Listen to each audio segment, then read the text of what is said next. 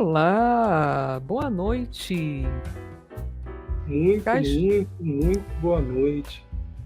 Muito boa noite, gente que está ouvindo a gente pelo Spotify, quem está vendo e ouvindo a gente no YouTube.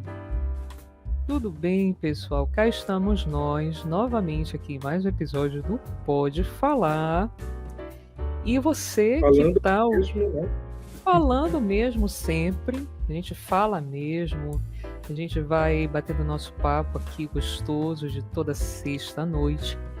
E você que está no Spotify e quer saber uma forma de contribuir aqui com o nosso projeto, acessa lá, o YouTube Descobre, que a gente tem um Pix. Então você tem a possibilidade de contribuir, tá, com a gente, porque não somos monetizados ainda, tá? No YouTube, isso leva tempo. Então você vai lá e descobre a nossa chave Pix, que eu vou até falar agora aqui para vocês, que é a seguinte: é deposit.pix aqui, tudo junto, que fica pichaqui@hotmail.com. Então, essa é a nossa chave, tá? Já deixei meio caminho andado para vocês aí, gente, para vocês não terem que voltar lá no YouTube. Tá vendo só como a gente é legal aqui? Então já tá Uma aí. colher de chá. Pois é. Então já tá aí a nossa chave. Acabei de falar para vocês e aí você pode doar, se você quiser, se você puder. E você que está no YouTube também, tá? Colabora com a gente, com o nosso canal. E se não puder fazer contribuição financeira, você também pode ajudar mandando o vídeo para frente, ajudando no engajamento, no compartilhamento, que isso é importantíssimo. Inclusive, vai um puxão de orelha aqui, tá? Em vocês, que até há pouco, antes da gente começar aqui o nosso bate-papo, eu dei uma entrada e vi que o nosso vídeo mais recente tinha batido 100 visualizações, amigo. Sim. E essa galera não tá curtindo. Então a galera tá assistindo e não tá curtindo. Nós estamos com pouquinhos inscritos e poucas curtidas. Então, gente, deixa aí o like, que isso é de graça. Compartilha, que é de graça também, não custa nada. Então ajuda no engajamento do canal, gente. Se tem 100 visualizações, significa que vocês estão gostando do conteúdo. Só que vocês estão aí por algum motivo esquecendo de dar essa força aqui pra gente, né? Então, por favor, manda Então esse vídeo já pra vamos gente. fazer assim. Chegou no vídeo, para não esquecer, para não correr risco, logo chega, dá aquela curtida. Se não for inscrito, já se inscreve. Para não, sabe? Porque aí vai assistindo, esquece, quando vê já saiu, e aí nem curtiu o Isso, vídeo. Então, com já certeza. curte logo no ato de entrar, que aí já facilita. E já ajuda a gente. Ajuda a gente muito, muito. E uma coisa que também me ocorreu agora há pouco, que a gente não falou ainda, né? Os nossos nomes. Então, e hoje não quem tá tá escrito, no geralmente fica. quem tá no YouTube é porque quando Agora. tira o print da tela, os nomes aparecem, tá? Então, quem tá no YouTube tá vendo aqui os nossos nomes. Quem tá no Spotify não tá fazendo a mínima ideia quem é que tá falando aqui. Então, hoje a gente vai se apresentar e assim a gente fará nos episódios que virão.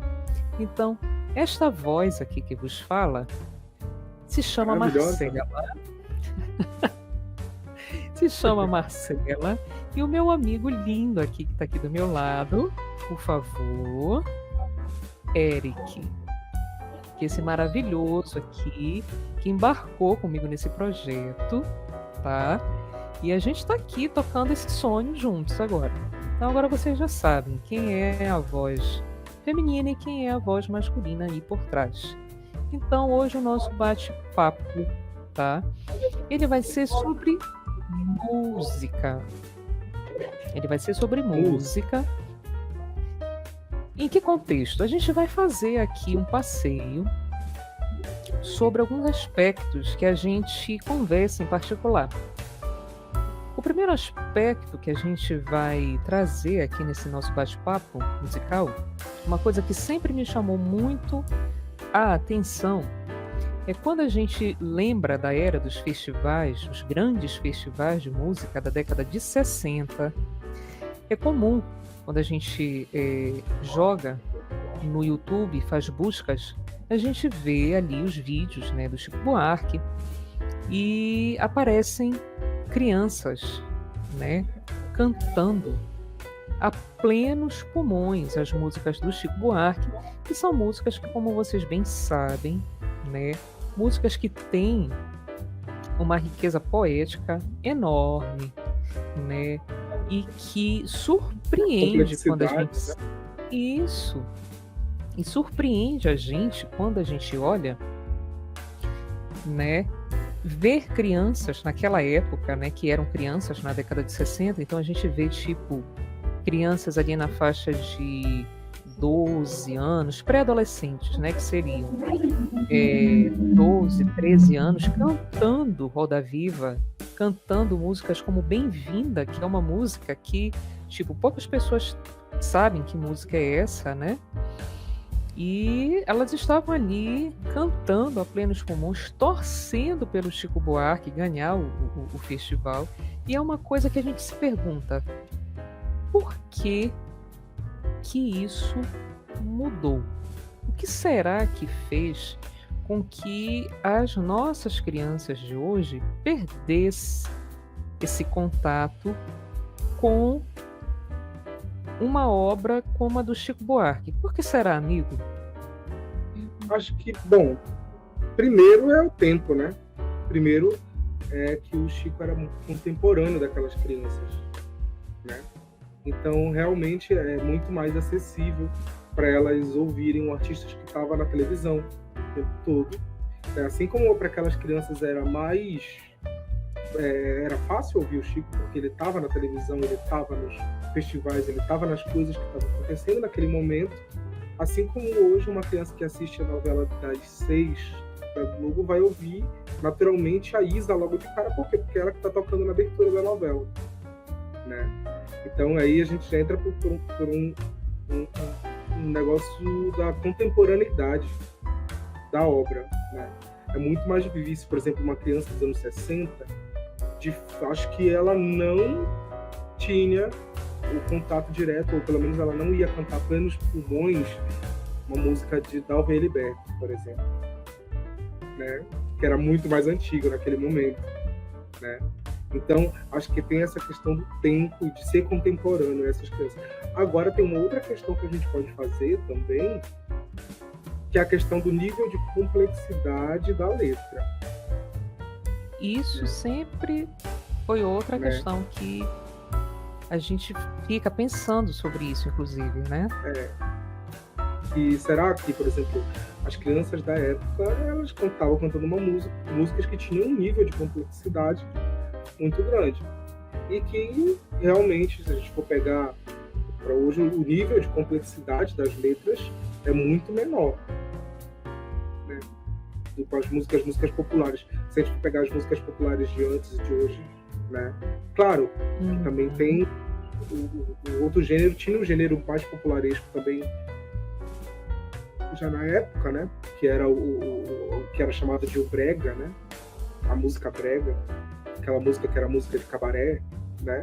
E também era uma música mais simples, um Odaí José da vida, né? Aquela música que era mais simples, que falava da empregada, que falava, né? Pare de tomar a pílula, né? Pare de tomar a pílula. Inesquecível, né? E eram músicas mais simples. Acho que ainda, assim, guardavam uma beleza poética também, uma melodia, eram umas melodias bonitas, por mais que a letra fosse mais simples, né? E até mesmo a galera lá da Jovem Guarda, né? Que elas tinham também essa letra mais simplista. Mais simples, né? E também atingiam massas, né? Inclusive, na época, foi assim um caos, porque a Elis Regina, né? Ela ficou incomodadíssima por conta, né, da vinda deles para a Record. Ganharam um programa na Record que Eu me esqueci agora o nome do programa, gente. Me esqueci totalmente. Era um programa que era apresentado pela Wanderleia, pelo Erasmo e pelo Roberto Carlos. O Roberto, sim. E aí, quando a Elis Regina, que tinha um programa também, que era o Fino da Bossa, né, que foi um marco na televisão, porque era um programa que marcava facilmente mais de 80 pontos de audiência, uma coisa que hoje você não verá nunca mais, nenhum programa com esse nível de audiência numa TV aberta e nem fechada. Né? Era Jovem Guarda o nome do Isso. programa. Isso.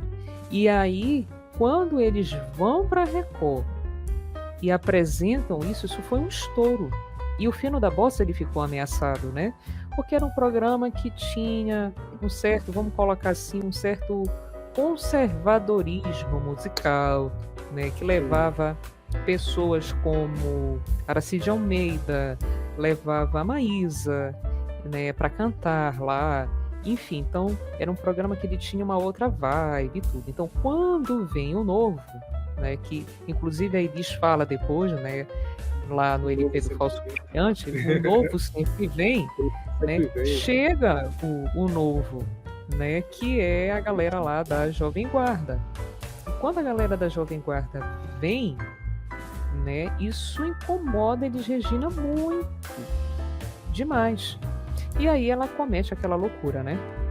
Que é fazer aquela passeata com guitarras elétricas. E aí já vai o Gil pelo meio. E o Gil já era adepto das guitarras elétricas quando cantava do O Gil mais perdido que bunda de índio ali, porque isso, como assim? O Gil tocava guitarra E ele diz que depois de um tempo, né, ele dá uma entrevista onde ele fala que ele só fez aquilo daquele jeito tranquilo, né, que só o Gil tem. Ele fala que ele se submeteu àquilo porque ele era apaixonado pela Elis. Então ele estava lá por amor àquela mulher. Muito, olha, escravoceta. Pois é. E aí, então, ele tava, tipo, apaixonado pela Elis, como ele diz, com aquele jeitinho único dele, né? E aí ele vai lá com ela e ele balança a bandeira que tiver que balançar, porque eles mandaram fazer uma faixa gigantesca, né? Fora guitarras elétricas. Você dá um Google depois e vê essa imagem, tá? E tá lá, Elis Regina, extremamente militante, fora guitarras elétricas, e ela apaga a língua, né? Pouco tempo depois, com aquele LP onde ela grava Cinema Olímpia, que era um rock. E ela apaga a língua 2 vezes, porque ela era contra a Jovem Guarda. A Elis é fantástica, eu amo essa mulher, gente. Elis é fantástica, porque Elis é aquela coisa do humano mesmo. Quebrou a cara, fez besteira, mas aí depois ela volta atrás, passa limpo tudo, entendeu? Mais volta humana... Isso. Se redime, se refaz. Isso.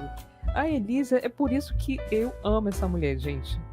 Amo. Não foi à toa que ela foi tema do meu TCC, porque essa mulher é incrível, é incrível. Então ela tinha aquela coisa de que alguém falava que ela era uma pessoa que ela era tipo quase como uma pessoa bipolar. Uma hora ela dizia uma coisa, outra hora ela dizia outra. Não, gente. A gente é assim no final das contas. A gente também comete esses deslizes, né? Então a gente faz umas cagadinhas, sim, tá tudo bem, tá ótimo. Então, porque essa onda da Elis, né, contra a guitarra elétrica também mostra muito, porque ela tinha uma visão mercadológica muito boa. Ela tinha não no sentido, não só no sentido assim de lucrar, não é esse tipo de mercadológico. Ela tinha a visão do cenário, do campo. Isso. Do campo, não é à toa, né, amigo? Só fazendo um parêntese na tua fala, te cortando aqui rapidamente. Só para agregar aqui, que não é à toa que ela funda a ASSIM, né, que é a Associação de Músicos e Intérpretes. Ela é a presidente da ASSIM, então só isso aí já é a prova, Sim, né? ela tinha essa visão sindical, essa visão de uma luta de classes no campo musical, rolando, entendeu? E ela via isso do campo assim, não só no campo, nós aqui, né, temos que lutar nossa classe de artistas, não, ela falava de indústria nacional. E era por isso que ela se posicionava contra essa história da guitarra elétrica, por quê? Porque era um estilo importado dos Estados Unidos, né? A Jovem Guarda importou quase todos os hits da época do rock, né? Do lado dos Estados Unidos, e importando para cá o Brasil, invadindo, ela via o quê? O desaparecimento de alguns estilos regionais, de alguns artistas regionais, e assim um enfraquecimento de uma cultura brasileira, né? Era nisso que ele estava pensando o tempo todo. Isso, com certeza, com certeza. E o que eu falava há pouco, né, que faltou a minha conclusão, é que ela paga a língua quando ela lança, né, o disco, aquele disco, eu acho que é em pleno verão, se eu não estou enganada, tá, gente, me perdoem se eu estiver aqui cometendo algum erro. Ela grava Cinema Olímpia, né? Eu acho que é no em pleno verão? Acho que é no em pleno verão. Eu não estou muito certa aqui, tá, gente? Mas aí você confere depois para ter a certeza em que momento essa música foi gravada. Então, ela grava Cinema Olímpia e grava a música do Roberto Carlos, Nas Curvas da Estrada de Santos. Então, tipo, ela acabou se juntando àquilo que ela combatia, né? Se rendeu. Ela se rendeu totalmente. Né? Então, é uma coisa impressionante, gente. Impressionante. E aí, quando chega, inclusive, esse programa na Record, o Fino da Bossa, ele vai entrando meio que em declínio. Ele já vai sofrendo uma queda, porque a Elis, ela sai de férias, né, com o Jair, e aí quando volta, né, o negócio já tá lá estabelecido. E ela fica, como assim? Né? Ela não esperava por aquilo. Ela não queria aquilo, né? Então, como? Não, o negócio já estava, né, se estabelecendo. E, gente, é uma coisa assim... Elis Regina é demais, olha. É demais. É demais, é demais. Então, foram havendo essas mudanças, né, dentro do cenário musical. Aí, os festivais já foram entrando em declínio, né, já foram entrando em declínio, porque o auge foi a década de 60, né, de meados de 60 até o fim de 60, né, eles estavam ali estouradíssimos, né, estavam no auge, e aí eles vão meio que degringolando devagarinho, até que eles sucumbem definitivamente, né. Porque já na época ali, eu acho que os últimos já aconteceram em 80, início de 80, por ali, assim. Já não tinha o mesmo impacto, né? Não tinha mais o mesmo impacto.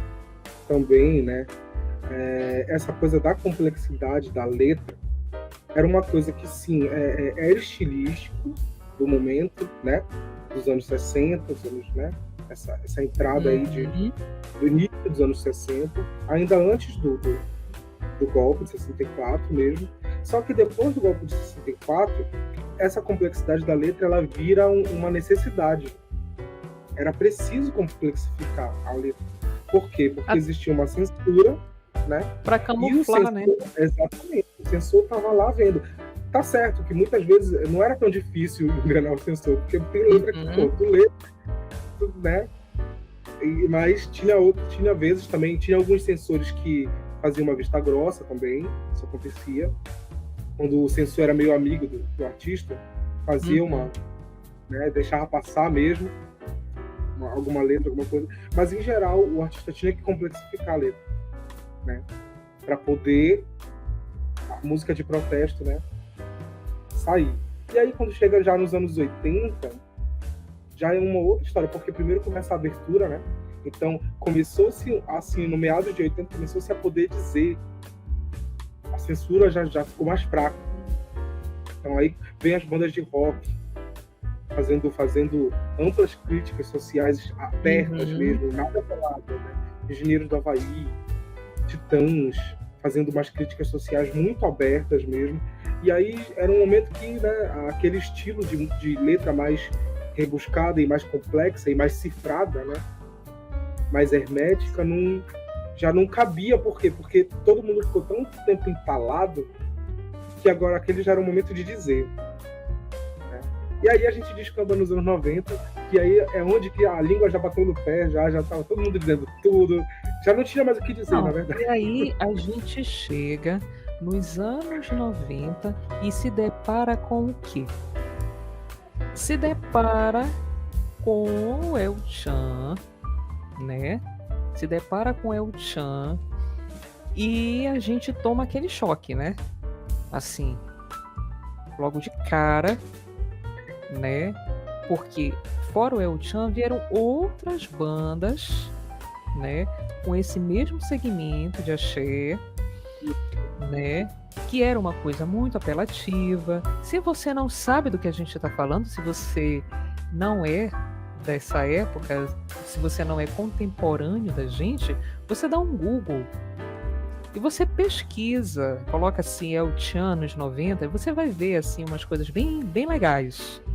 Você vai ver umas coisas assim bem interessantes, né? Para ilustrar isso aqui que a gente está falando. Então, teve essa coisa louca, assim, né? Teve uma coisa maluca, que, inclusive, falando disso, dessa loucura que foi os anos 90, aí a gente vai puxar aqui, eu vou fazer uma rápida digressão, aí a gente vai puxar aqui agora a vinheta, porque eu me lembrei aqui de um negócio e eu me deparei essa semana,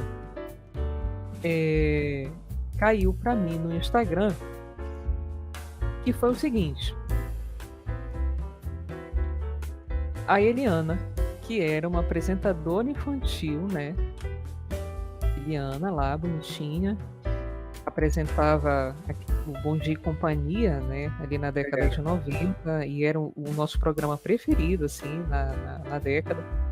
E aí ela apresentando não, ela cantava também, porque ela tinha umas músicas e tal. E ela cantando uma música do Pokémon. Amigo, depois eu vou te mandar isso, tá? Vou te mandar isso. Dentro do Sabadão Sertanejo, que era um programa apresentado pelo Gugu Liberato, saudoso Gugu.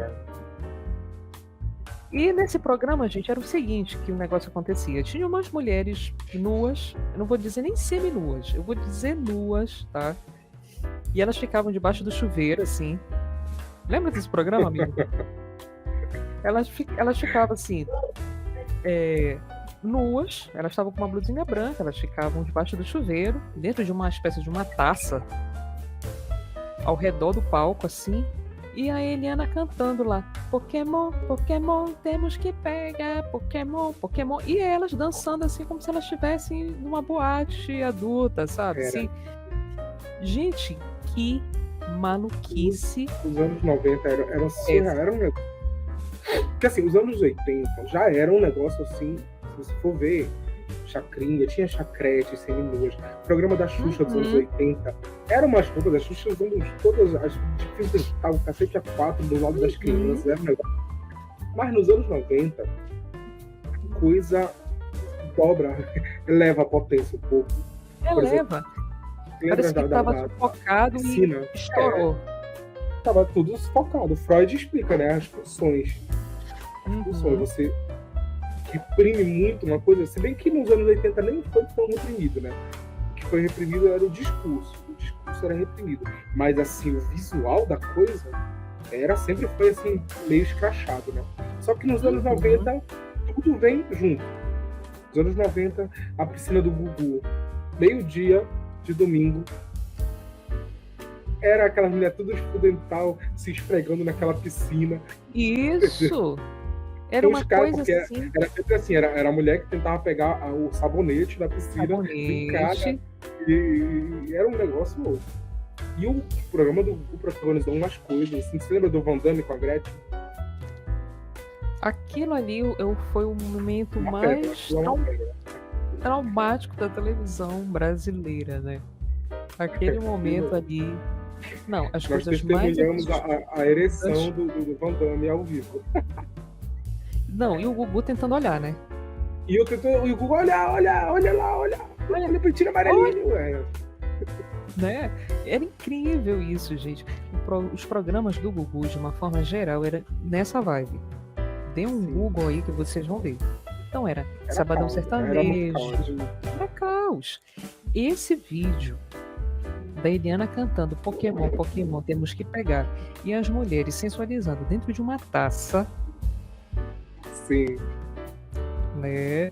Ali o chuveiro ligado, elas estavam totalmente nuas, né? Porque era uma camiseta branca, elas não tinham Praticamente, não tinham nada por debaixo. E, gente, e rolava assim numa boa, não tinha censura, não tinha nada. Inclusive, tem uma outra Porque participação. nem tinha. Acho que ainda não tinha nem ECA, amigo. Acho que não tinha ECA ainda. Eu nem sei. Eu acho que não. Acho que não tinha ECA ainda. Acho Então, que não. Porque... era tudo um limbo, era um limbo mesmo ali. Né? E saindo nós da ditadura, crianças, né? Isso, e a gente era criança, a gente assistia isso assim numa boa, assim, sabe? Sim. Numa boa, sentados ali, domingo, almoçando, amigo. Domingo, E a horário mais do que nobre, horário, né? Nobre, televisão ligada lá, e a galera assistindo.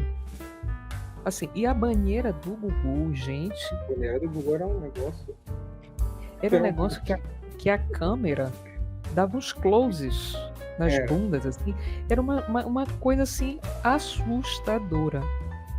Dava uns closes, que a tela ficava cheia, assim, da televisão. Lembra, amigo? Sim, você acha que a Andressa Urach, vestida de mística no carnaval, é assustador? Não, eu acho que a banheira do Gugu chega perto. Chega perto. Acho que não chega no nível da Urach, não, mas chega perto. Gente, era aquilo que a gente tinha pra curtir no final de semana, né? E era por exemplo, aquela coisa. A Xuxa que levou aquela artista internacional pro programa dela infantil, aí a música que da cantava... mulher. Don't wanna short dick, man. Sim. E as crianças cantando junto. A música é completamente imprópria.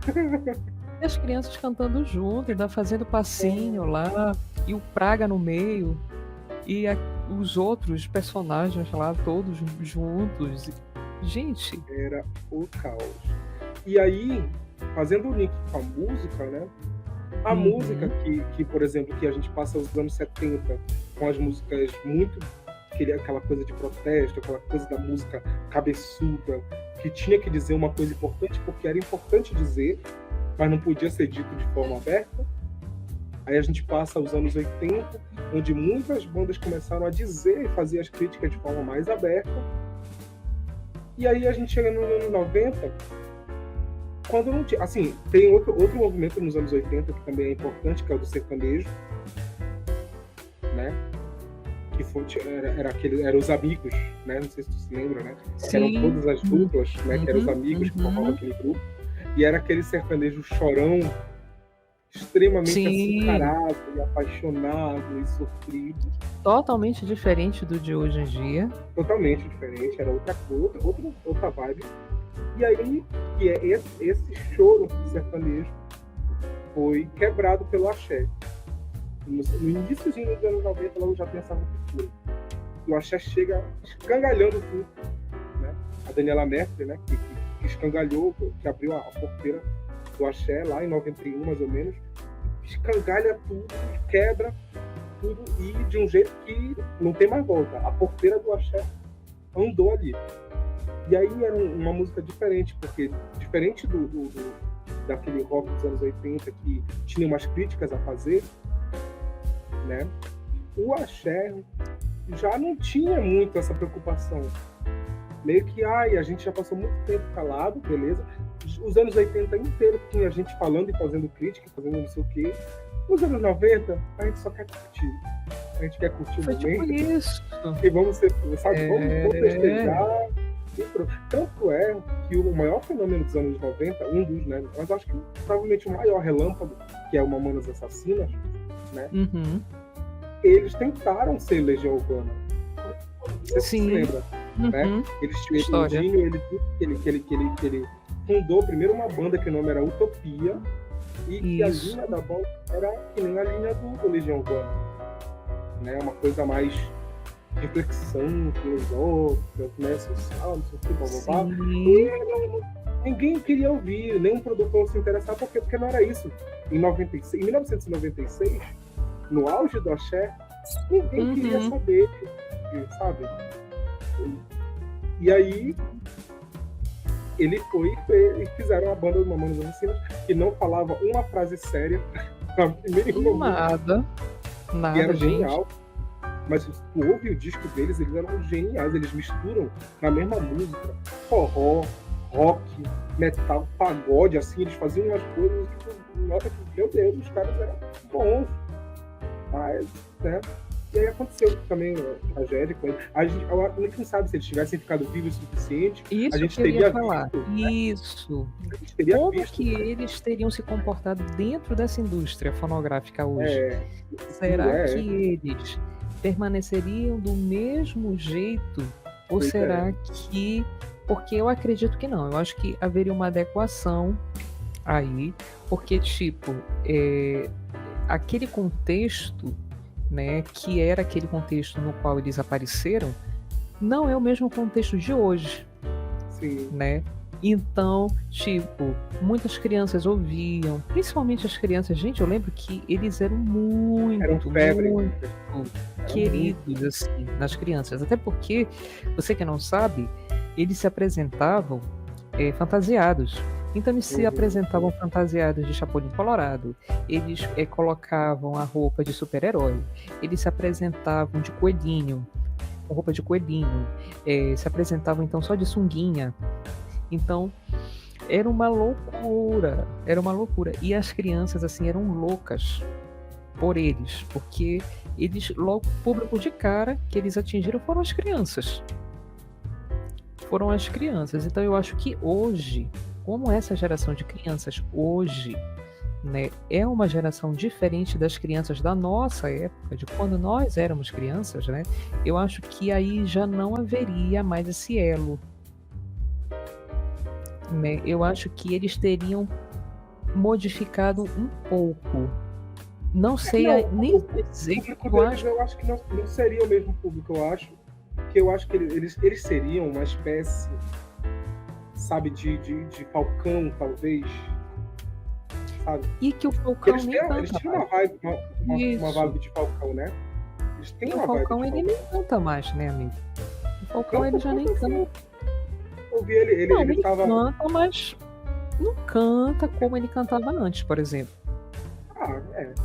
Deve ser. Né? Houve essa mudança, né? Ele tem gravações aí, né?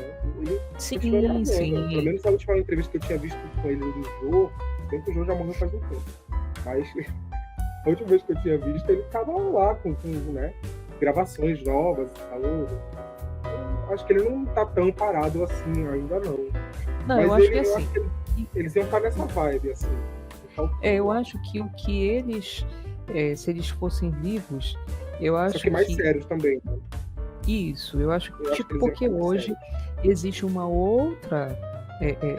existe censura, uma censura muito mais rigorosa, né, em termos de certos comportamentos, e existe aquela patrulha toda, né, que algumas pessoas se sentem incomodadas porque falam do politicamente correto, inclusive, né, e dizem que antigamente, no nosso tempo, as coisas eram mais soltas, hoje já tem um rigor, então, tipo, eles teriam que se encaixar dentro disso, né, porque as letras deles falavam de coisas até ilícitas, Sim, né? sim.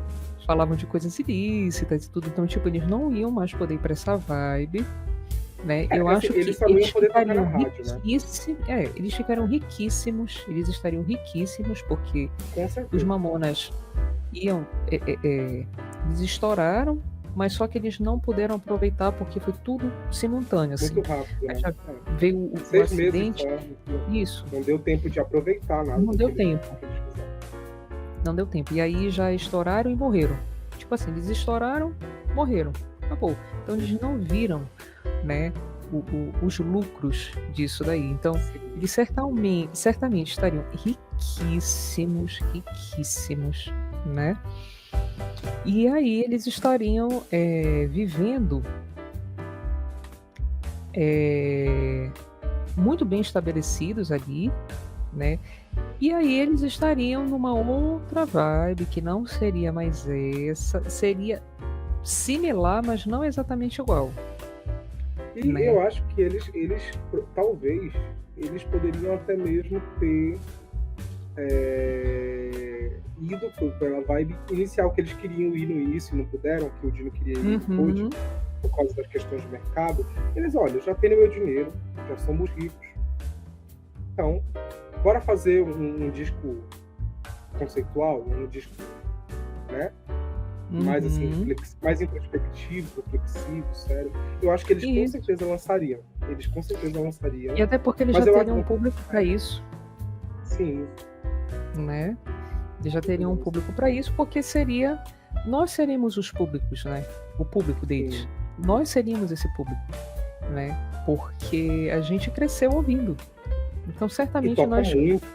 Nossa, e continua tocando muito. Eu passo, às vezes, na rua por aí, nas casas, quando tá tocando alguma festa, que eu vejo gente em festa em casa e tal, não sei o quê, e toca, e a galera escuta. E onde tocar, é que nem Xuxa, é que nem Hilari Larie. Sim. Qualquer festa que tu vai, que toca Hilari Larie, meu Deus, todo mundo pararararara, todo mundo começa a dançar e começa a cantar. Hilari é que nem Mamonas, todo mundo. É que nem Tchan também. É o Tchan também, onde toca, todo mundo toca e nasce torto, e nunca se direita. Todo mundo. Até hoje, todo mundo lembra da coreografia, amigo. Comigo. Liga lá, não, vai, que todo mundo sabe. Especialmente hoje com o TikTok, né? Que todo mundo sabe tudo que é dancinha, né? As dancinhas do TikTok aí bombando. Hoje a coisa tá mais a galera não tem medo de se expor. Não. Hoje todo mundo vai mesmo. Na época não tinha também. E na época não tinha por que ter medo. Porque não existia exposição, né? A exposição era todo mundo te ver fazendo alguma dancinha ridícula, mas tudo bem. Ia ver e tchau. Hoje em dia o problema é que tudo fica registrado, né? Exatamente. O problema é que, inclusive, o João Marcelo, o filho da Elis, falando nessa questão do TikTok, ele levantou uma questão e muito interessante. Ele foi num podcast. Aí vamos puxar aqui a avenida, porque ela vem uma digressão rápida agora aqui, tá, gente? Então, teve um podcast com o João Marcelo e ele falou sobre o uso da rede social, né? E aí ele foi e fez o seguinte questionamento: vocês já pararam para pensar que os donos das redes sociais que nós usamos hoje, eles não utilizam essas redes sociais? E aí as duas apresentadoras do podcast se olharam. Cara, eu nunca tinha parado para pensar nisso. Aí ele continuou. Vocês já pararam para pensar que isso daí eles querem que nós usemos para nós nos expormos lá. Mas eles não querem se expor. Vocês já viram como é que o Mark Zuckerberg ele anda com os filhos? Os meninos todos cobertos, ninguém vê nada, e ele é todo ali sigiloso, né, fechado. E por quê? Aí ele levantou, né? esse debate. E as apresentadoras desse podcast, elas ficaram se olhando, né? Cara, É eu verdade. nunca tinha parado para pensar nisso. Isso quer dizer que a gente paga de ridículo e eles lucram? Mas é exatamente isso. É exatamente isso. Cada Né? linha que a gente escreve numa rede social é como se fosse um ativo financeiro, entendeu? Porque é um conteúdo, na verdade, cada linha que a gente escreve numa rede social, hoje eu tô bem, hoje eu assisti tal filme, hoje não sei o quê, não sei o quê. Isso aí é um conteúdo que a gente está produzindo de graça para a rede social, entendeu? A gente não E vai, e aí, eles vão lucrar em cima. eu vou te fazer uma pergunta. Por que a gente se submete a isso? Por quê? Porque vamos pegar aqui a nossa geração, né? Que nós somos 2 pessoas, tá, pessoal, de mais de 30. Abafa. Somos 2 pessoas aqui que temos 30 a mais. Não divulgaremos a nossa idade. Vocês imaginem aí quantos anos nós temos.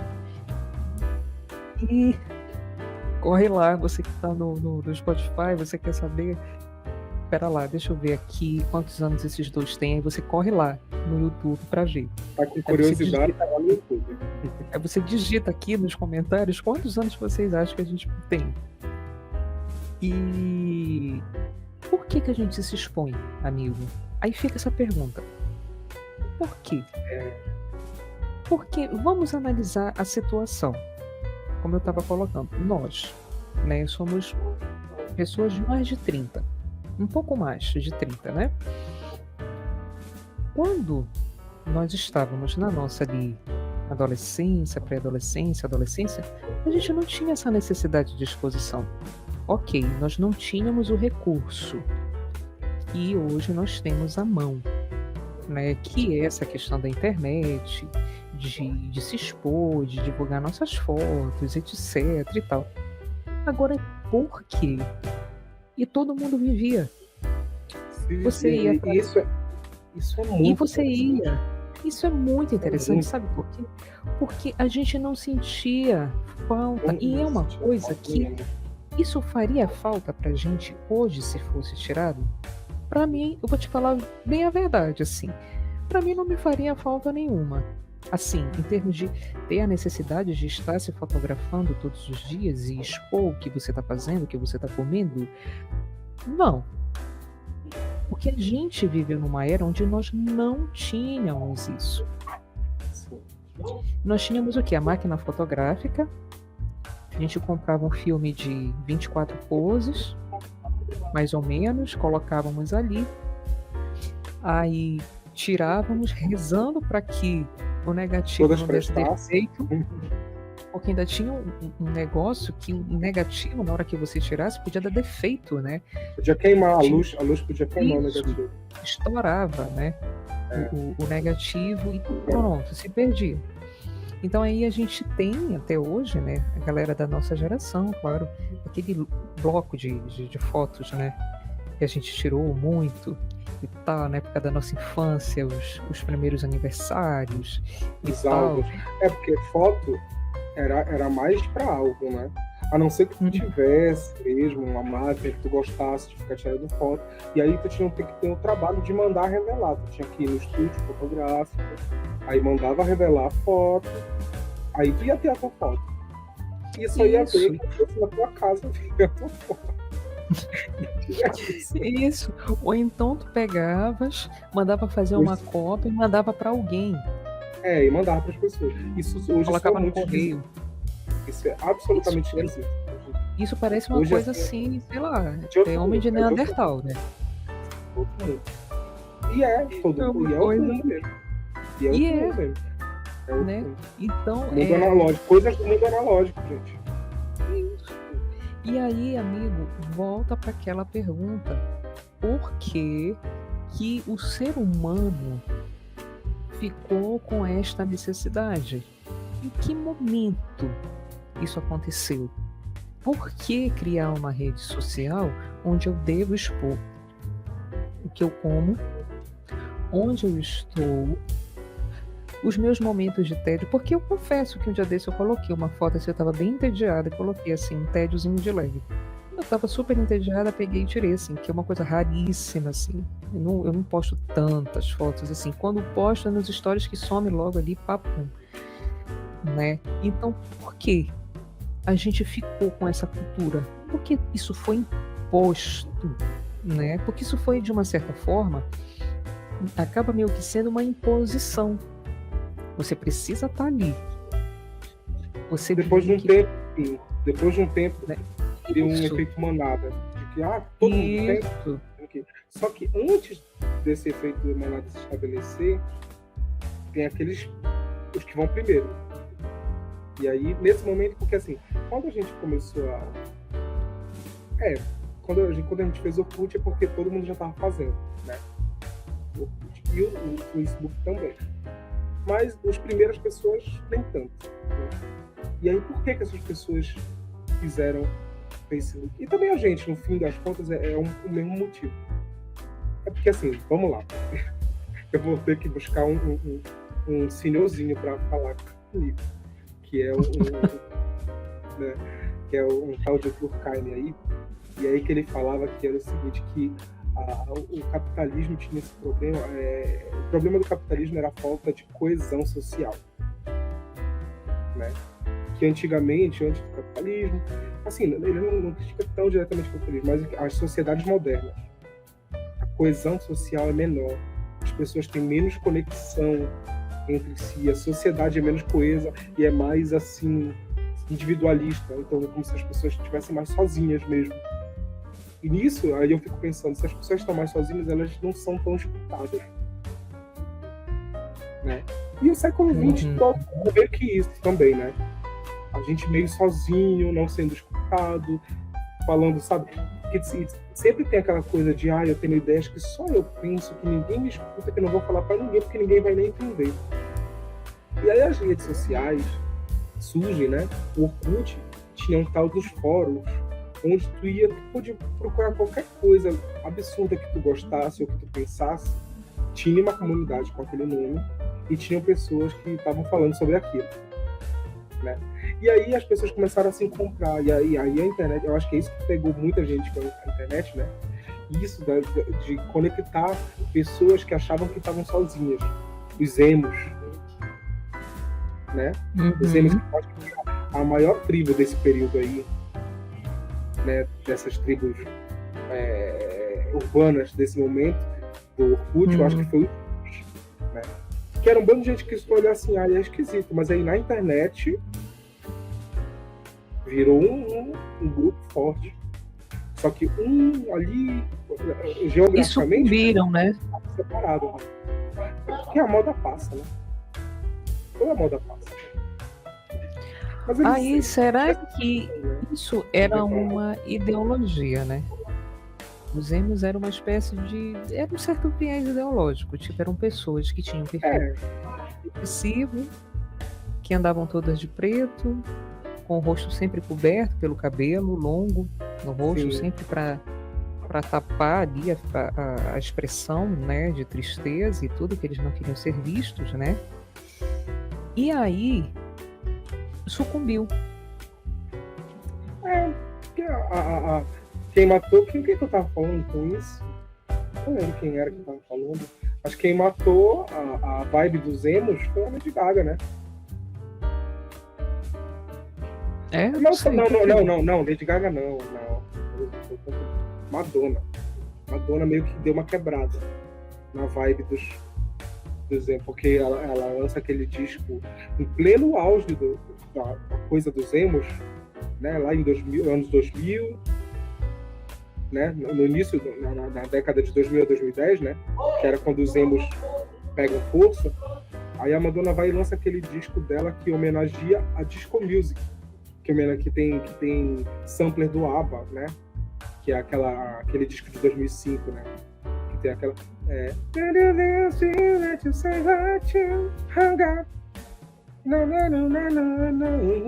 E aí um disco todo animado, todo pra cima, relembrando o disco, discoteca e tal, não sei o que, uma coisa um dance bem forte, e fez muito sucesso. E aí trouxe a veia do pop pra cima, assim, porque as bandas de rock, né, de emo, de rock mais emo, estavam muito em alta, né, também. E aí, eu penso que esse disco da Madonna, eu acho que ele encurtou o período emo, né? Deu uma encurtada, abriu caminho para outras pessoas desse pop mais alegre, desse pop mais festivo, né? Porque sempre tem isso, os precursores, né? De um movimento, os precursores de um movimento ali. Então, né? Assim como, por exemplo, Daniela foi a precursora do axé no Brasil, né? A Clara Nunes abriu porta também para muita gente daquele samba afro, né? Afro, que já existia, né? Os Chincoãs. Sim. Né? Já existia lá. Baden Powell em Vinícius, né? Os afro-sambas. Lá nos anos 60, foi inclusive o Vinícius e o Baden que abrem, inauguram. Meio que dão uma... Isso. Só que aí vem a Clara Nunes se tornou a baluarte da história, né? Foi aquela ali que fez o negócio andar. E hoje, quem a gente tem? Mariene de Castro. Mariene de Castro. Né, que está cumprindo esse papel aí, que ficou vago, esse lugar ficou vago depois do falecimento da Clara. E nunca foi preenchido, né? Assim, nunca foi plenamente preenchido, nunca foi. Plenamente não. Quem está cumprindo bem esse papel, assim, não que esteja no lugar dela, tá, gente? Não é essa a questão. Mas quem está dando seguimento nisso aí é a Mariene de Castro. Só que a Mariene entra... ela é maravilhosa, eu adoro a Mariene. Mas ela entra quase no ramo da homenagem. Né? Ela entra quase no lugar da homenagem. Clara, né? Ela... Esse espaço, assim, parece que continuou vazio, porque a Clara Nunes, né? A Clara Nunes era a Clara Nunes. Né? A Clara Nunes... Não teve outro artista, né, com aquela expressão, aquela popularidade, né? Isso, não teve. O que a Clara Nunes fez nesse segmento, só a Clara Nunes. A Clara Nunes fez. Assim como... hit atrás de hit, assim. Isso. Hit atrás de hit, e todos com uma temática afro, né? E acontece com a Clara o que acontece com a Elis, porque ficou vazio, né? Porque o que a Elis fazia, ninguém conseguiu fazer, porque a Elis era engajada politicamente, tinha um engajamento político fortíssimo, tá? Muito engajada politicamente. Aí era uma voz, né? Voz perfeita, né? Que como o filho... mesmo, né? Ainda no que estava falando, a voz política mesmo. A voz política e a voz musical, né? A voz musical perfeita, a voz política a gente nem fala, porque Elis Regina falava mesmo, né? Elis Regina falava mesmo, colocava as ideias dela sem medo, né? Doa quem doer, ela falava, né? E quem ficou aí? Ninguém. A Elis era meio que a Suzana Vieira da música, sabe? Que falava no media muito. Ela falava isso. Ela falava mesmo, ela não queria nem saber. E aí rolava aquelas questões, né? Que a gente falou aqui no início. Que a questão da humanidade, né? Dela falar algumas coisas, aí depois ela pensava, putz, não deveria ter falado isso, acho que eu quebrava a cara, voltava. Né? Acho que eu peguei pesado aqui, não, peraí, deixa eu voltar, deixa eu tentar refazer isso aqui. Ela já contornava as coisas, né? Então, como Elis, nunca mais. Deus, quando fez Elis, jogou a forma fora. Quando fez a Clara, jogou a forma fora, sabe? E ficaram ali os espaços. Outra, né? Que faz uma coisa única, ainda tá entre nós e tá bem, mas também tá aí, né? É um buraco que não vai ser preenchido.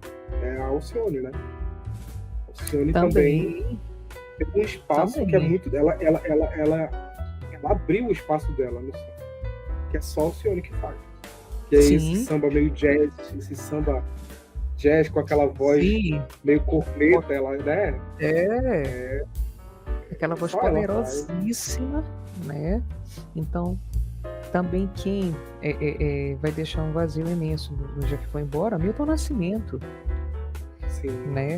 E Milton Nascimento me preocupa muitíssimo, Ele já se aposentou, porque né? Milton? ele já se aposentou, né? E tipo, ele vai fazer uma falta enorme, né? No dia que ele não estiver, mas aqui de verdade, né? Porque ele já não está mais no meio musical, ele já está aposentado, mas quando Uhum. a existência dele, né? Não for mais possível, vai ficar uma falta gigantesca, né? Sim. Uma coisa que o Milton é aquilo que Elis Regina falava, né? Se Deus cantasse, ele certamente cantaria com a voz de Milton Nascimento. E aí, É hoje a gente exatamente tem um isso. aniversariante. É Aniversariante quem? de hoje. 1º de Ney agosto? Matogrosso. E o Ney, eu não sei o que ele toma, mas eu quero, porque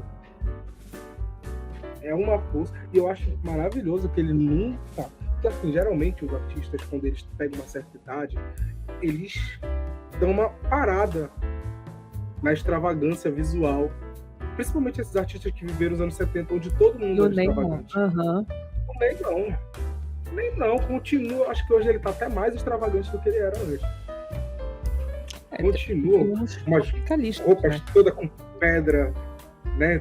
Cheia de cravado de pedra, de cabo a rabo, um macacão hiper colado, cravado de pedra brilhosa, de lantejoula e tudo. Eu acho maravilhoso. Maravilhoso. O que aconteceu, isso que tu falaste, amigo, aconteceu com os tropicalistas, né? É. Todos eles meio que, né? Isso. Deram Isso. uma mudada. Eles, isso, eles foram mudando o estilo, né? É. Eles foram Eles, mudando. eles se robertaram, assim, eu acho que, né? Todo mundo meio que se robertou, ficou numa coisa mais assim, raçuda, mas são tantas emoções, beijo e tal. Sabe? Isso. Né? Eu acho que todo mundo. E o Ney não. Ficou pra cima e bora. Olha como Bethânia cantava antigamente, né, gente? Ela cantava a pleno pulmão, assim, entubado. E com aquela roupinha, aquela sainha. Top, né? Tal. Né? A Gal, né? Gal também. Né? Gal mais cantava ainda, né? Com uns visuais bem ousados, bem extravagantes. A Gal, quando cantava, né? Ela cantava com as pernas de fora de uma forma muito sensual e tudo, né? Isso foi assim um baque na época, porque isso chocou, né? Quando a Gal apareceu daquela forma, cantando daquela forma, né? As pernas abertas de fora e tudo, isso foi assim um choque. Foi um choque total. E saudades da Gal, né, amigo? Saudades. Gal faz falta. Gal faz muita falta, gente. E assim, quando a gente vê músicas dela recentes, com a música com a Marília Mendonça. Ai, não me fala dessa música. Essa música é linda. Essa música é linda. Cuidando de longe, né? E aí, música ela tinha gravado agora recente também, com as outras parcerias com os outros meninos, né? Jovens da MPB Marina também. Sena. Isso. E aí, ou seja, a Gal estava sempre ainda nessa coisa de estar meio que na crista. Né? Ela estava, né, aí nesse negócio de estar na crista. Né? Gente. Só que, né, ela foi embora. Infelizmente. Infelizmente. Né, e foi uma pena, assim. Nossa, foi um baque violentíssimo. Porque ainda que ela não estivesse, mas com toda aquela potência vocal que ela tinha, né? Porque ela já estava com uma diferença de voz muito acentuada. Estava né? bem menos cristalina, né? Isso, né? Talvez por consequência, né, de anos, né, de força vocal. Talvez a voz já foi entrando Sim, num processo de declínio, né, de desgaste, porque desgasta. quando Era você... a Nana Caymmi que falava, né? Nana Caymmi que Hum, falava assim, não sei quem que ela via cantando, na época, uma entrevista bem antiga, eu acho que foi Daniela Mercury, que ela via cantando, alguém também. Aí, mas eu acho que ela tem que cuidar dessa voz que grita muito, né? Olha só Caetano.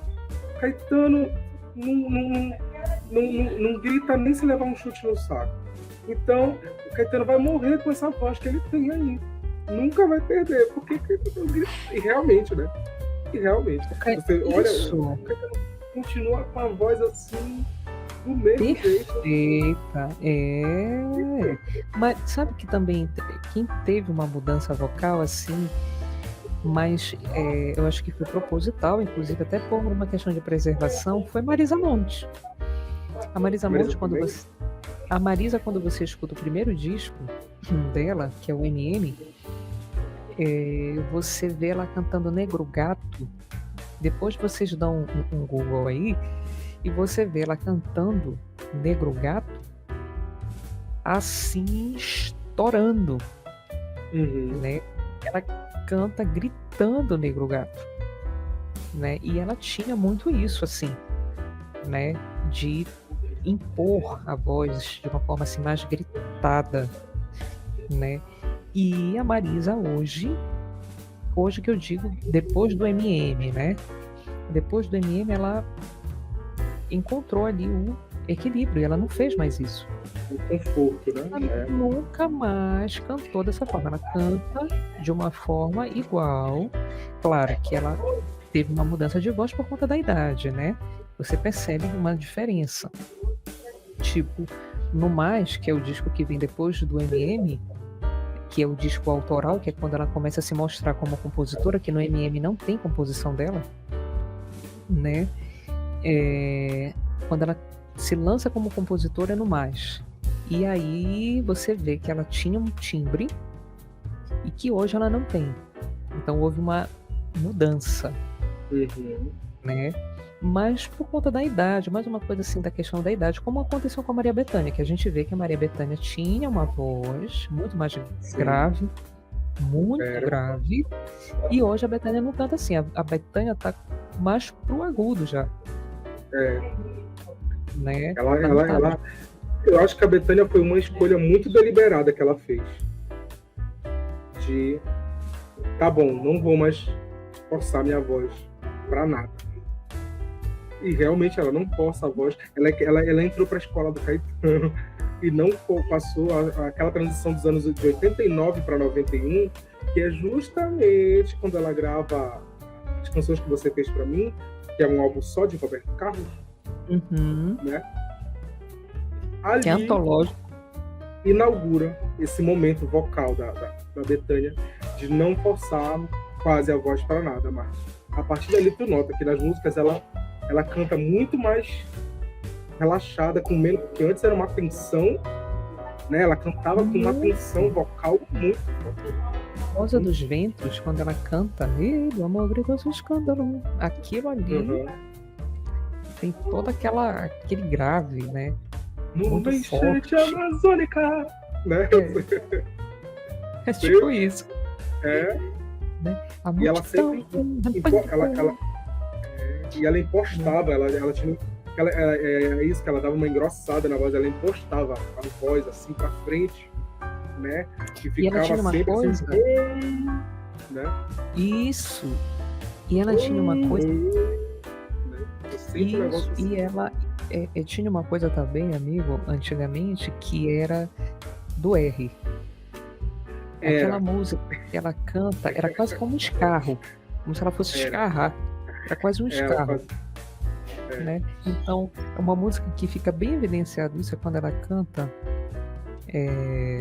Nossa, eu me esqueci o título da música, mas é uma música do Chico Buarque.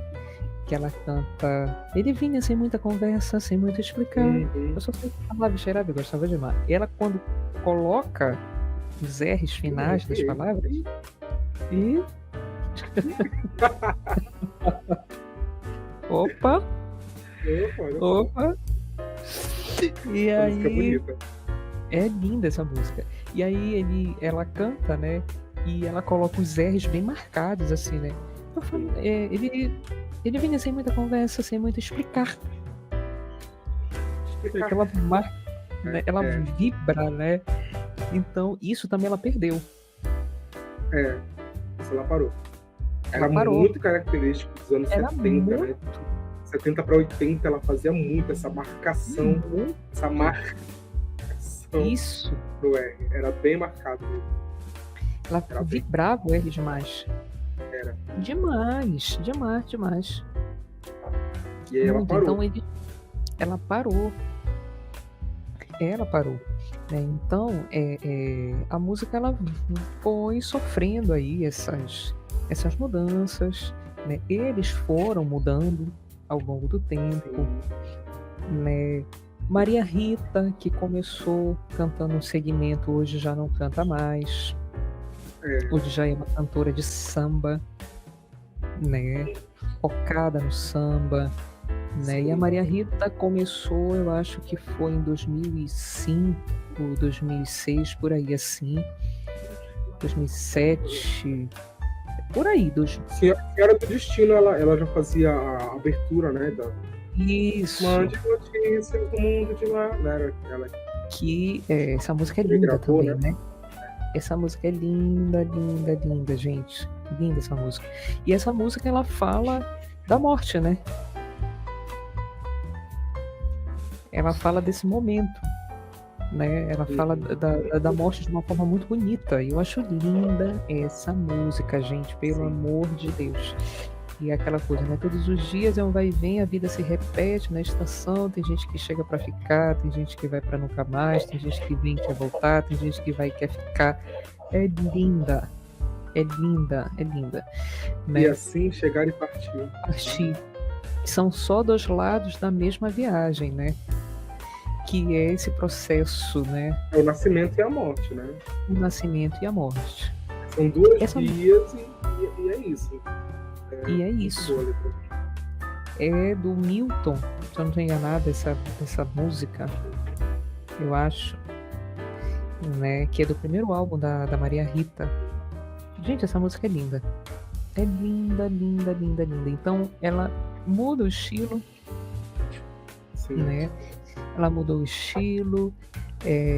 A Marisa Monte, ela se manteve no mesmo estilo, aquela coisa meio pop em algumas vezes, outras vezes ela dá uma passeada no samba, outras vezes ela é meio um pouco brega, ela leva pro brega também, né? E ela tá sempre passeando, assim, a Marisa, ela nunca passeia, no estilo. A Marisa, ela estabeleceu um estilo meio Marisa Monte, assim. Isso. Ela fica passeando entre as coisas. Assim, isso, ela passeia.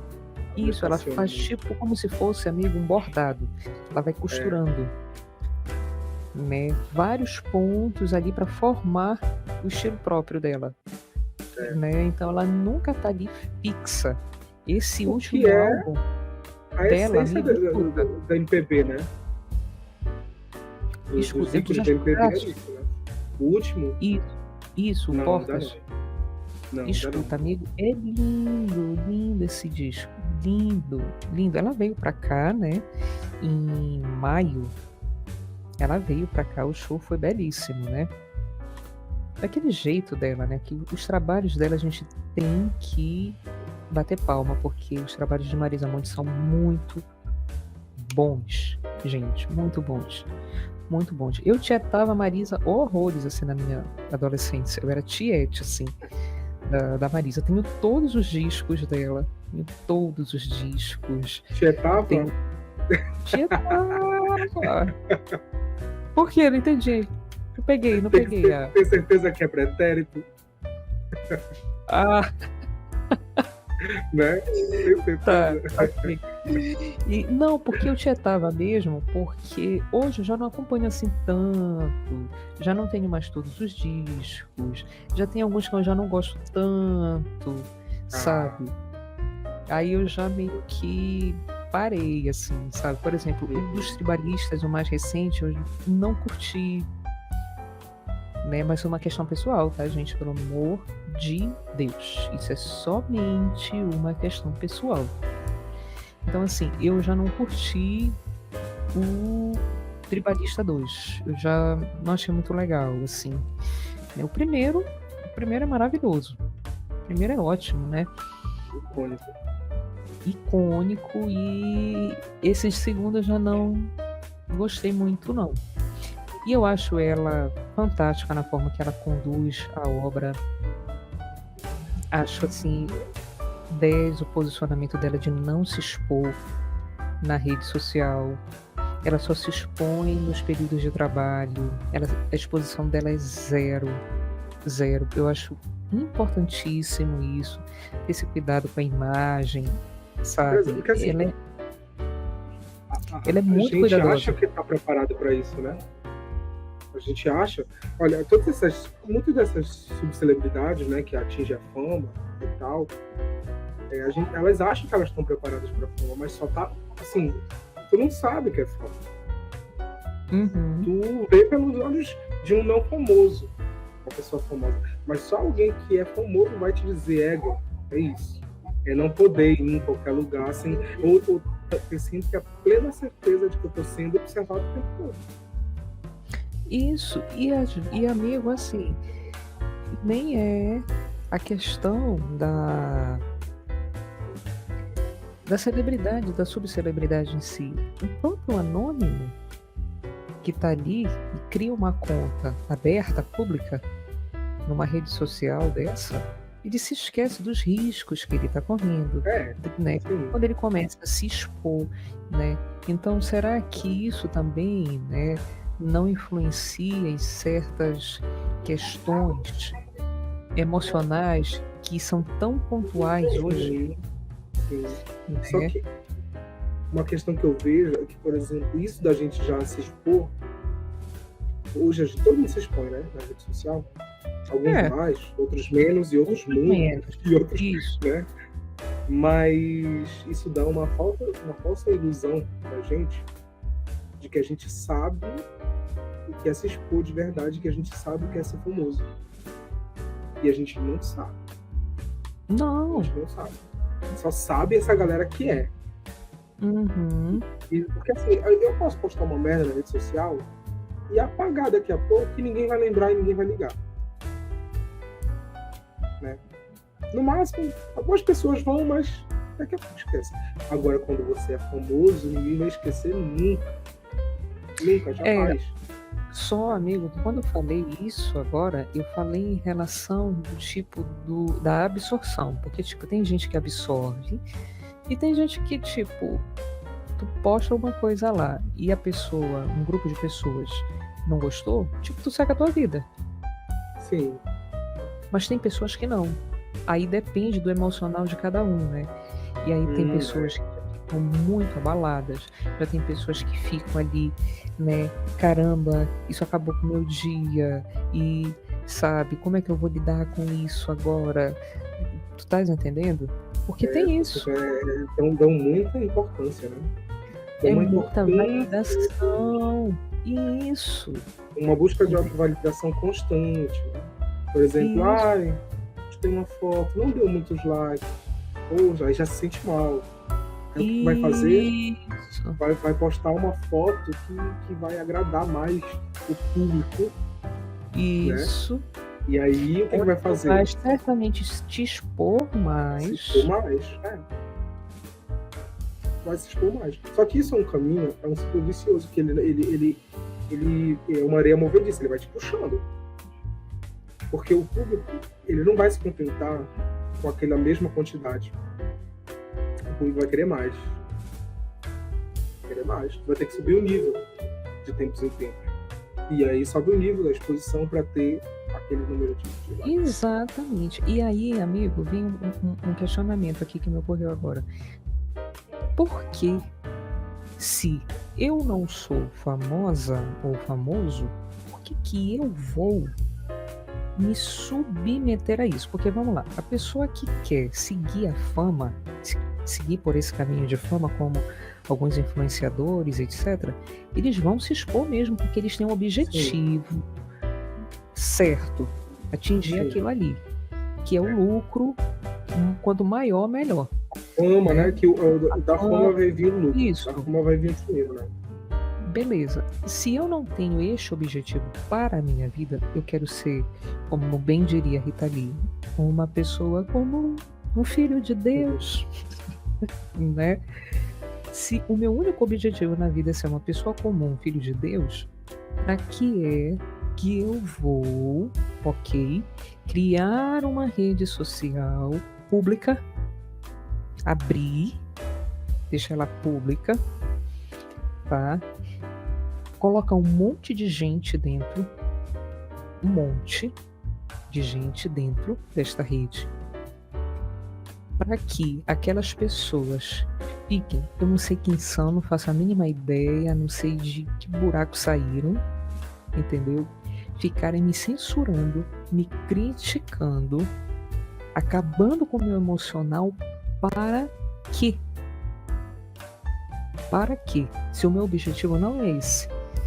Então aí volta para aquela pergunta que a gente fez lá no meio da conversa. Para que isso? E aí, quer dizer, então, que é só validação mesmo?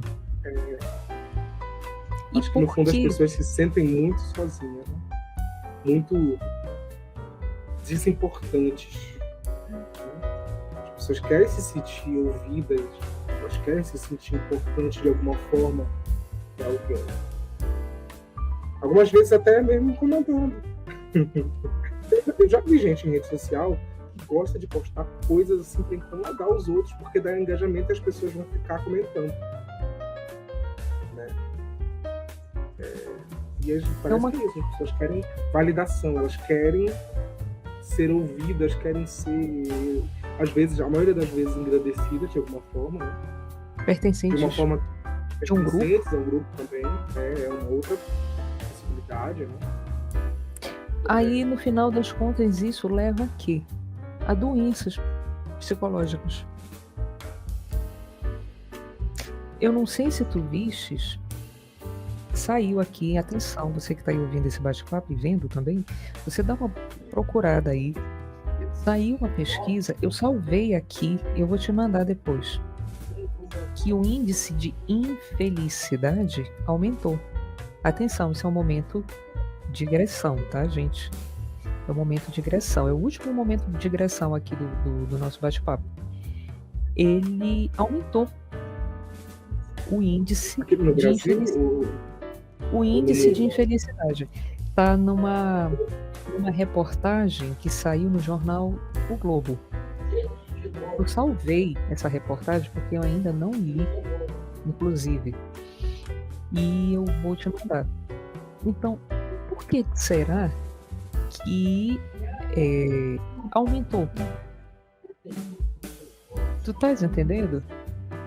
Por que será que aumentou? Por que será que hoje as pessoas se sentem mais infelizes? Né? É uma coisa seríssima, né? Porque eu quero fazer parte de um grupo, aí eu vou querer seguir um grupo que já existe, porque é legal, eu quero pertencer àquilo ali, eu quero balançar a bandeira, eu vou balançar e balançando bandeira, e às vezes eu não faço, detalhe, é aquilo, amigo, às vezes eu tô ali naquele grupo balançando bandeira, mas no fundo, eu não sou aquilo. Tu tá sacando, né? Uhum. Acontece. Eu não sou aquilo. Eu não pertenço só para se àquilo. encaixar, exatamente. Só para se encaixar, você vai se dobrando e se adequando para pertencer, né? Para se sentir membro, para se sentir parte. E para quê? A gente volta, né? Porque as pessoas não aguentam essa solidão de não pertencer, de estarem sozinhas. E a nossa geração, vamos lá, tudo bem. temos problemas emocionais, sim. Hoje em dia, gente, todos nós temos problemas emocionais. Mas vamos com calma lá, né? Que hoje as coisas estão E é muito bom mais... pertencer a grupos, viu? Não é essa questão, não. Todo mundo ótimo. precisa pertencer a grupos, é bom. Se você não Isso. pertence, o ser humano isolado, nem a gente, praticamente, tá? A gente A só se questão realiza é no coletivo. Isso, a questão não é você, aqui a gente não está criticando o pertencimento a grupos, não é isso. A questão é que a gente coloca aqui é que forçar o pertencimento a um grupo, a forçação, porque isso existe muito, existe. E às vezes, isso, e por que eu vou me forçar aquilo? Por exemplo, eu concordo com tudo que tal grupo diz? Não, Isso. acho que eu não concordo com tudo. Mas eu vou levantar a bandeira e vou seguir a cartilha porque eu quero pertencer. Exatamente. E aí é uma coisa que deve ser repensada. É isso que a gente está colocando aqui. Deve ser repensada. Porque acho que a maior fidelidade que a gente tem é com as nossas convicções, né? A com gente as tem que nossas ser bússolas fiel. morais. Exatamente. A gente tem que ser fiel com aquilo que é íntimo nosso. E isso a gente deve fidelidade. A questão dos nossos princípios, os nossos valores que já estão muito bem estabelecidos ali. A gente deve ser fiel, sim. Né? E lembrar de que toda forma de idealização, ela não é uma coisa positiva. Não é, porque idealização é perfeição e perfeição não existe. Porque nós somos seres humanos. Então não vamos idealizar absolutamente nada. Vamos viver. Viva dentro dos seus princípios, dos seus valores, como o meu amigo falou aqui, da sua moralidade. Porque nós temos os nossos valores, que a gente sabe quais são. E pronto. Assim como, né, a idealização deve ser absolutamente evitada porque ela não está no campo do real, né? A idealização é literalmente uma coisa assim da nossa cabeça, e a demonização também, porque a idealização e a demonização são duas faces da mesma moeda, né? Da mesma moeda. A demonização também, tá? Isso. Você pintar o outro como cão, como aquilo, sabe? Não, olha com um pouquinho mais de cuidado, olha pro real. Tem um ditado que eu adoro, que é até relógio quebrado tá certo 2 vezes por dia. Entendeu? Perfeito. Então, mesmo aquelas coisas que a gente sabe, é aquelas coisas que a gente, isso aqui é a pior coisa que tem. Se tu olhar com muita atenção, tu vai enxergar uma ou duas situações específicas em que aquilo tá certo de alguma forma e que tem alguma validade. Ou então algum ponto em que aquilo deu uma contribuição, sabe? Tem alguma coisa de positiva, você vai achar. Sim. Continua majoritariamente errado? Talvez sim. Com certeza sim. Com certeza sim. Né? Mas você vai encontrar, porque nada é puro. Não existe pureza na natureza. No mundo, no universo, não existe pureza. Não existe, né? Gente. Não Até existe. as pedras preciosas, elas estão sempre grudadas com outras coisas. É a gente que faz a separação. Né? Perfeitamente. Então, é aquilo que a gente estava falando. Não idealizar nada. Porque idealização, gente, leva a gente a uma perdição no mundo fantasioso. A gente se perde, né? A gente se perde, né? Porque a gente fica ali acreditando que existe uma coisa fechada, uma coisa perfeita, e tá tudo um mundo cor-de-rosa, né? E não é. Não é. Não é. No final das contas, nunca é. Existem demandas por trás e demandas altas. Demandas altas. Existem fatores emocionais que pesam muito. Então, a questão é que, no geral, as coisas precisam vir de dentro para fora. Aliás, de dentro para fora. Porque eu tenho as minhas falhas, você tem a sua, o amigo aqui tem as deles, e todo mundo falha, gente. Uma vez falhando, perfeição não existe. Então, não pintemos o mundo maravilhoso cor-de-rosa, não vamos idealizar absolutamente nada, porque não existe idealização. Não existe. Não existe. Né? Então, você deve ser fiel, sim. Aquilo que você tem aqui dentro, não a coisas externas, não é o fora para dentro, não. É o dentro para fora. Ao contrário, não tem possibilidade, amigo. Não tem. É importante, você que está ouvindo, sem distorções da fala feita aqui, é importante ter ideologia, sim. Todos nós precisamos, tá? Ter um norte. Porque tem coisas que nos norteiam. Porém, você tem que ter a consciência do real. É só isso. Só. Você tem que a noção do objetivo, da coisa objetiva, né?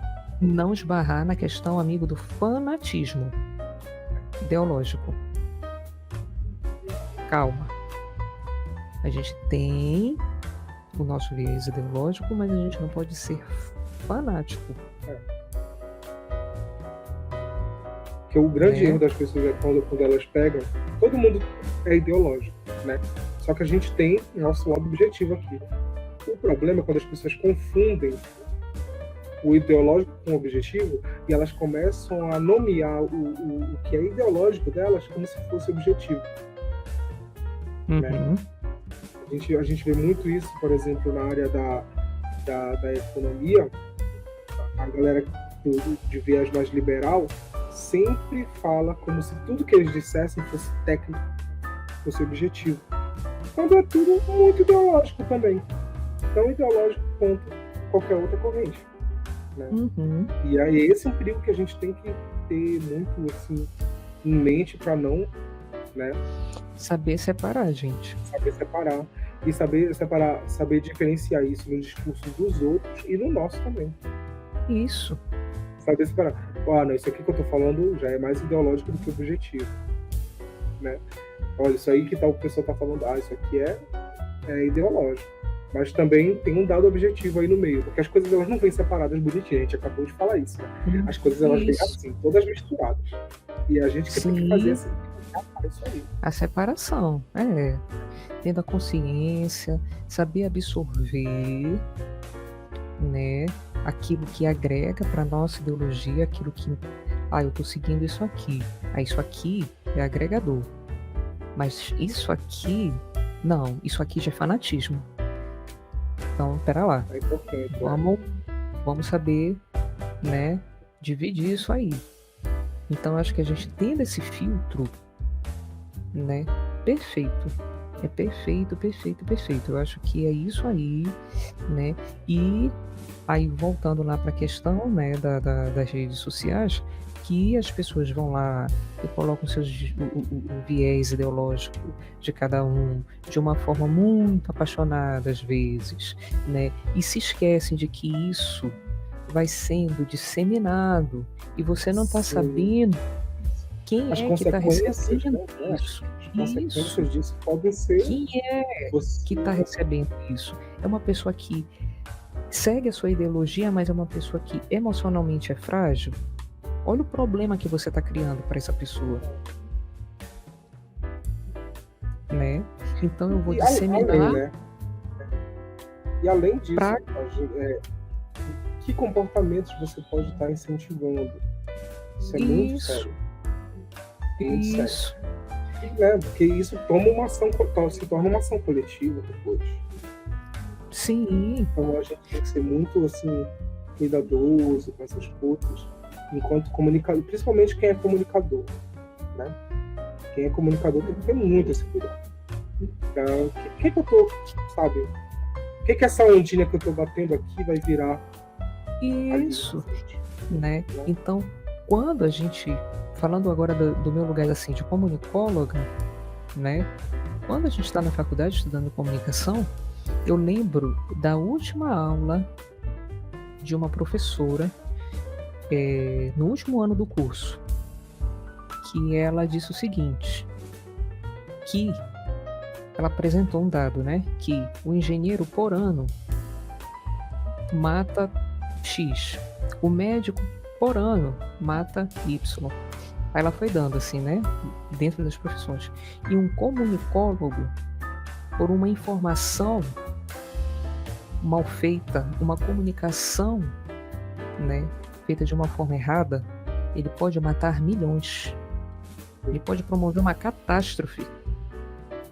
Entendeu? Então, sendo da área da comunicação, é uma coisa que a gente tem que ter um cuidado. Uma coisa assim que eu sou até meio paranoicazinha, assim, eu confesso, amigo. Acho que isso é uma questão dos ossos do ofício, né? Que a gente meio que fica porque a gente tem todo o tempo, eu tenho isso assim, um policiamento de eu fico muito com isso. Eu fui bem entendida, eu fui bem entendida, eu fui bem entendida, eu tenho um pavor. Isso é muito real. A mensagem ela não pode ser ambígua. Ela tem que ser, sabe, direta. Sabe, porque tem aí... isso, que se as pessoas... É o que eu estudei. Se as pessoas não entenderem o que eu estou dizendo, é porque eu poderia ter dito melhor. Né? Se as pessoas não estão me entendendo, é porque tem disso, né? Não, tu não entendeu, o problema é... Não, tá. Se muita gente não está entendendo, é porque a mensagem... porque a mensagem tá... Né? O Harold Lasswell, que é um dos teóricos da comunicação, ele falava isso. Ele criou, né, a teoria hipodérmica e ele criou um esquema que ele tinha como etapas para que houvesse uma boa comunicação. Então, quem diz o quê, para quem, com que efeito. Então, você tinha que responder essas 4 perguntas de acordo com a teoria dele, desse teórico específico, né? Para saber perceber, para poder perceber como era que a sua comunicação ela estava sendo colocada ali diante de uma pessoa ou de um grupo. Então, com base nesse esquema que ele cria, você vai analisando e vendo, não, peraí, com que efeito eu quero que isso que eu estou falando, né? Que efeito eu quero isso? Para isso. Esse efeito aqui, mas espera lá, como é que está a minha comunicação? Eu estou falando adequadamente? Então, respondendo essas perguntas, você ia... Eu gosto muito dele, sim. E ele foi até o que norteou a minha monografia, né? Então, isso eu achava fantástico, esse posicionamento dele, esse esquema dele. Porque você consegue perceber. Então, nessa última aula desta professora, ela falou isso. Ela falou, então, cuidado com o que vocês falam. Cuidado com o que vocês postam. Muito cuidado. Então, todas essas pessoas que seguem uma certa ideologia e que vão para a rede social, incentivam que pessoas sigam aquilo ali e que geralmente não colocam dados estatísticos de nada, não colocam pesquisas científicas de nada, porque, espera lá, eu quero seguir uma ideologia, mas eu preciso saber que ideologia é essa, o que é que ela traz, isso, ela se fundamenta em quê? Né? Porque às vezes tem umas ideologias que querem destruir outras, querem acabar com uma coisa que já está estruturada socialmente, que você sabe que não vai mudar, não vai. Mas aí existe aquilo, né, que vamos lá, vamos seguir aquilo ali. Tá, se eu quero seguir aquilo ali, eu preciso de dados. É o meu direito seguir aquilo. Eu sou livre para seguir. Então eu tenho que seguir e vou seguir, porque eu sou livre. Mas eu preciso ter dados que me comprovem e Sim. que destruam E a isso aqui a partir porque assim, o direito de seguir ou não seguir qualquer coisa todo mundo tem, e todo ok. mundo tem. O segredo de o direito de falar disso também é lícito.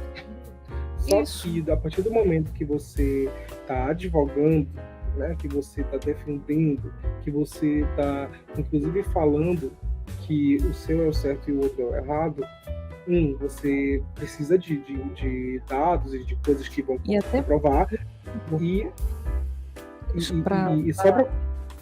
Vai, fala. E a segunda coisa, você precisa estar aberto ao debate. Isso. Você está se colocando numa arena de debate, entendeu? Você tem que estar preparado para o contraditório, né? Isso é importante lembrar, que nem sempre isso acontece.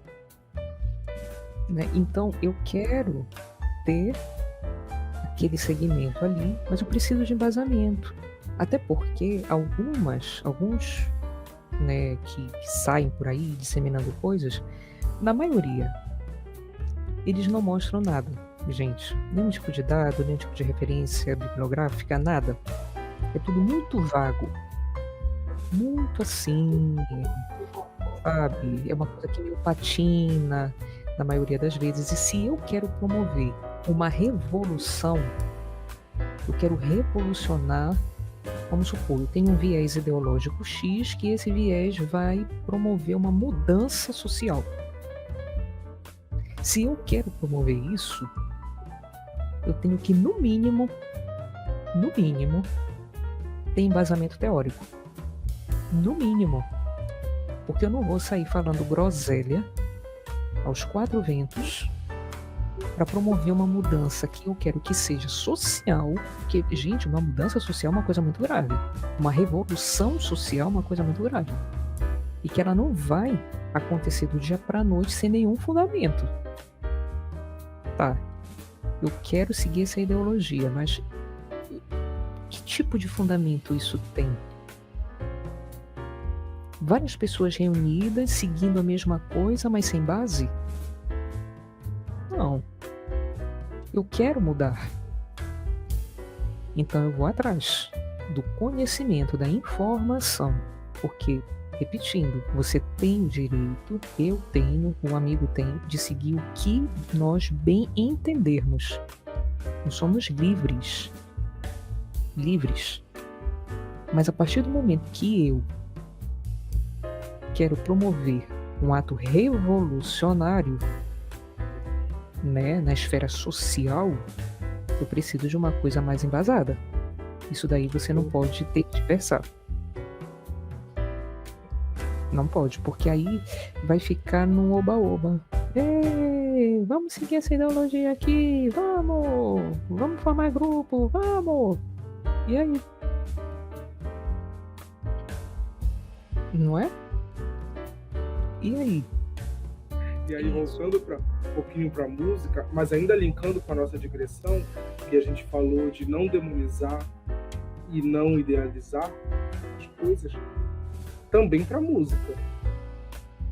Não idealizar, o estilo musical que eu gosto é o melhor e não tem nada que eu faço, né? Vamos evitar.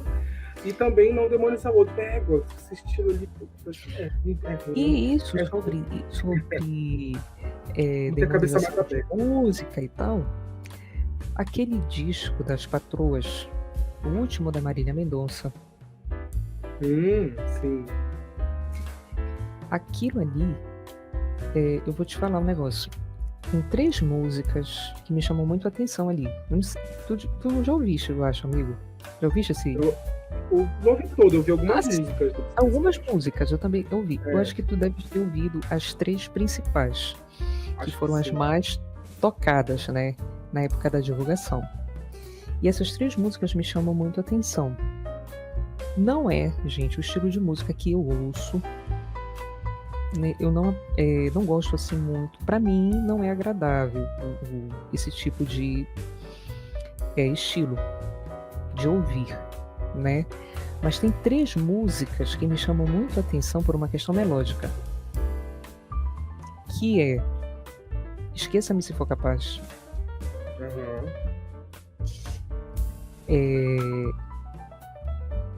O Motel Afrodite. E a outra que já não é mais um sertanejo, já tá mais pro pop, que é Todo Mundo Menos Você. Essa aí é bem marcante mesmo.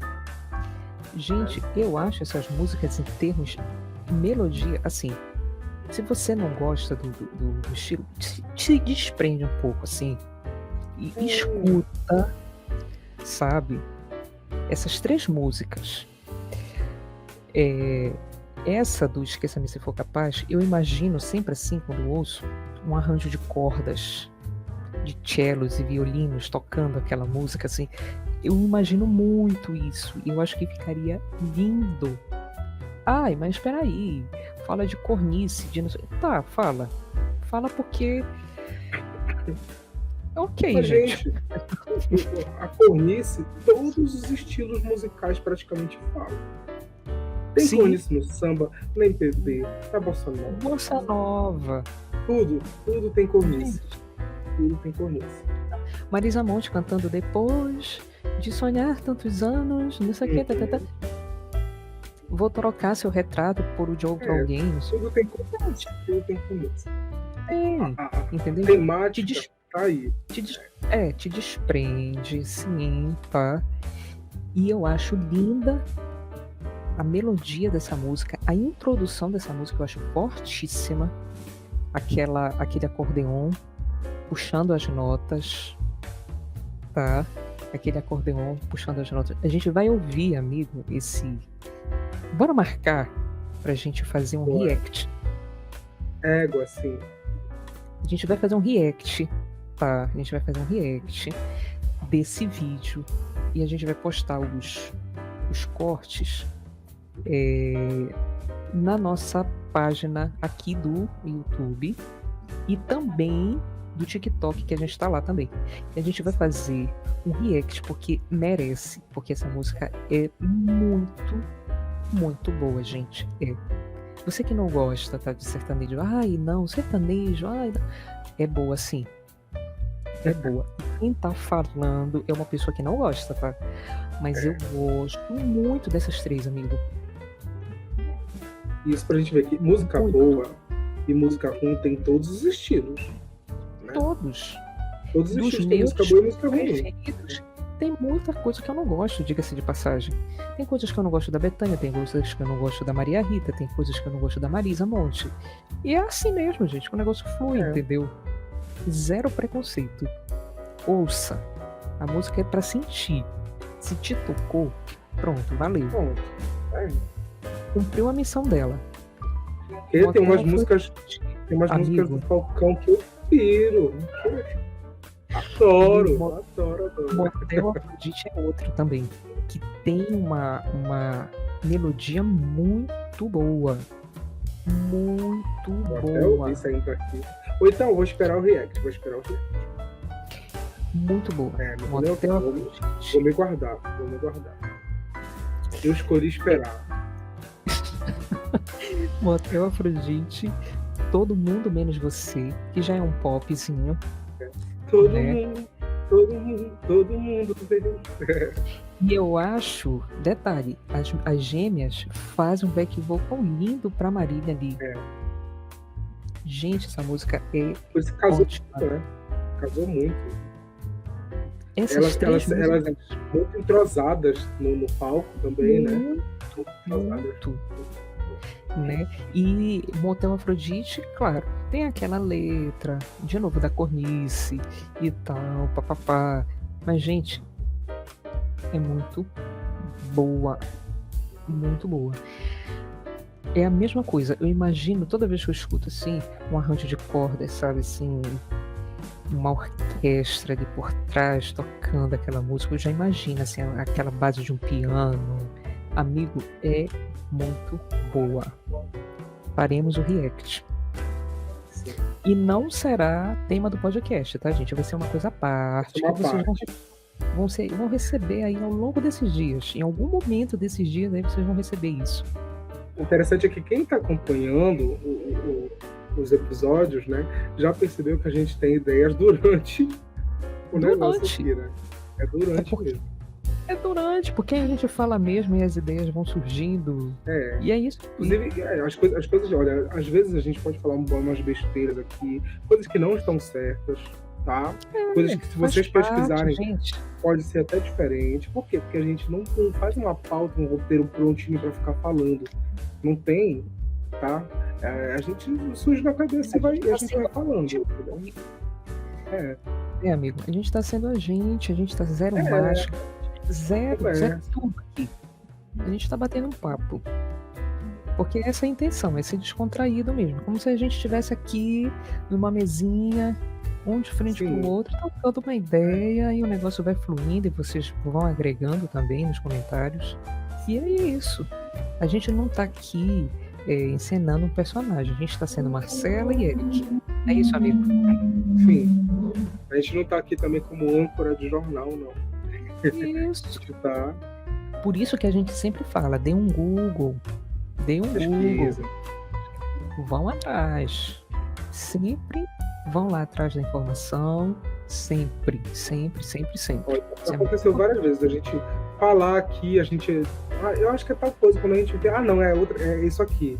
Por isso que às vezes, quando a gente tá aqui falando mesmo, a gente vai e busca e pesquisa a informação que a gente tem na cabeça. Tem coisas que a gente lembra, mas a memória engana, né? Engana. Com certeza. E isso faz parte porque a gente tá sendo a gente mesmo aqui. A gente não tá com teleprompter, a gente não tá com texto, a gente não tá com nada aqui, gente. A gente só tá aqui mesmo com cada um com seu viés, com a sua forma de pensar e trocando ideia. Não é isso, amigo? É isso. É isso aí, amigo. Qual é a sua consideração? A consideração, acho que é da gente pensar a música como ela é, sabe? Porque as divisões foi a gente que criou, os estilos musicais, né?